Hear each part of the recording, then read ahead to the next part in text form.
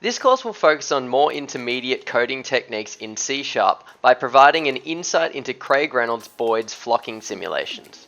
The course will apply the concept of object-oriented programming to behavioural algorithms to generate emergent forms and patterns coded in C#. You can access all lessons and files associated with this course by signing up as a member at thedifferentdesign.com. We will begin by creating an agent class for our flocking system and set up a reset toggle that resets and runs our agents on command. This will form the foundations of our flocking simulation set up in C#, making us ready to add extra behavioural algorithms as we go.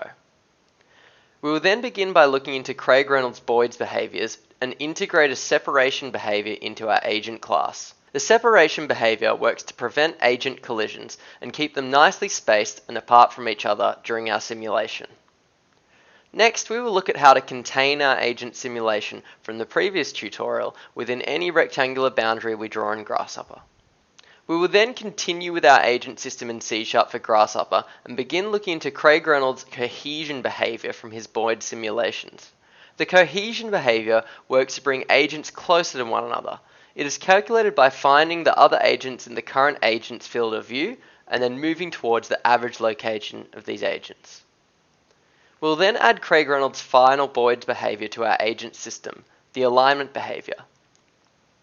The alignment behaviour works to essentially group flockmates or agents together and move cohesively in a similar direction. We will write this function by locating other agents in our field of view and add their speed vector to realign our own speed, and therefore the agent direction. There are different ways we can adjust our code to speed it up. One we will examine is a method called multi-threading that will help speed up the computation of our C# code. We will examine this method as a series of examples in isolation first, and then apply it to our agent system. Next, we will write a class to visualize polyline trails that follow our agent paths and behaviors. We can then extend our trail behavior by creating a C# component that turns our trails into a mesh geometry with a fading gradient color. Another type of behavioral logic we can embed in our agent system are stigmergy behaviors. Stigmergy behaviors are born out of responses to the environment of the simulation.